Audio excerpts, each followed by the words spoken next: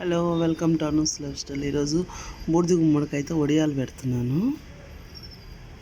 చూడండి, ముందు రోజు నేను 1/2 kg మినపప్పు నానబెట్టుకున్నాను.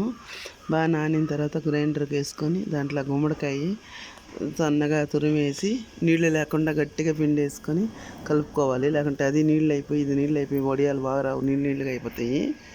చూడండి, దాంట్లో కొంచెం పచ్చిమిర్చి వేసాను. పచ్చిమిర్చి, ఉప్పు తగిన టేస్ట్ సరిపడా వేసేసాను. ఇలా తయారైంది. చూడండి,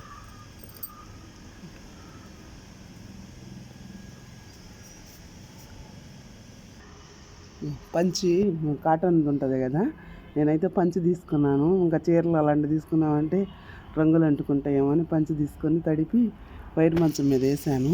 ఇప్పుడు ఆ మినపప్పుతో వడియాలు పెడతాను. చూడండి, ఇలా పెడుతున్నాను.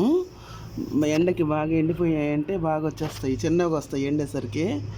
ఓకే అండి, మినపప్పు వడియాలు కావాలంటే కామెంట్ చేయండి, లైక్ చేయండి, షేర్ చేయండి, సబ్స్క్రైబ్ చేసుకోండి. Okay, bye.